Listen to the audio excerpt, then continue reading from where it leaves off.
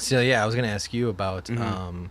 the eye imagery that keeps popping up. Oh yes, oh yes. Yeah, so after we did a couple of Gansfeld sessions, again with some sort of psychedelic, whether it be LSD or mushrooms or something like that, and then we noticed. Well, John noticed after these sessions, you kept having like these visions, like Mm-hmm. in your dreams, or you're like half asleep in a Mm-hmm. hypnagogic state. I would notice that right in the center of my vision, it would look kind of like an ephemeral black mass, like kind of like almost like ripples of water, kind of right at the center, and like there was no focused shape or anything, but it was actively moving. And if I could like calm my breathing down and get into a meditative state, and do that like passive focusing on it, slowly it would start to open. Like I could see, and it didn't quite look like there was really anything beyond it, but it just wasn't the same blackness. So it did seem like I Mm. was looking beyond. So there was just like this little bubbly, gurgly black hole opening up. And what would fuck with me, like if you kind of like there was just like a hole in the wall, Mm-hmm. and you were looking in that hole and like, oh, what's going on in there? And then suddenly someone slid in.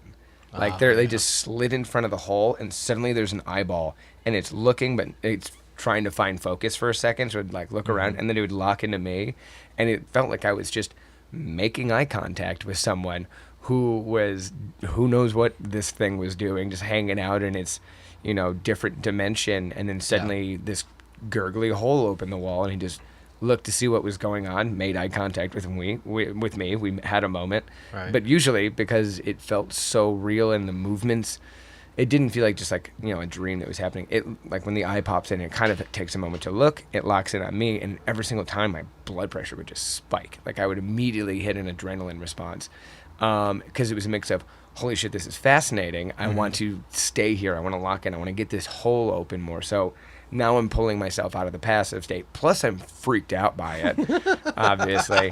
And then it would close back up.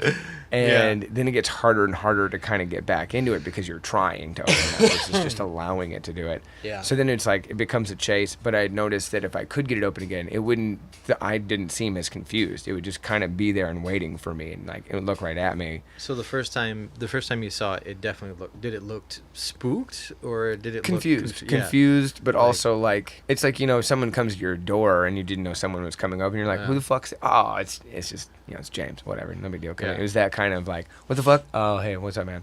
Like Yeah. it was just like staring back at me like it was his job. Right. I think we talked about this too. I think that we tried to analyze it before, and we're like, maybe this is something that like you were not supposed to be in that realm Yeah. either. So Yeah. it's walking along, and it looked and like, what the fuck is that? Yeah. And like looked in the hole and like, what is that thing? Because Mhm.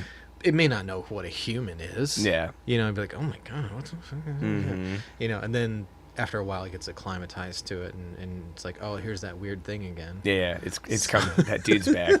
That weird guy is That creepy back. dude staring at me again. Yeah.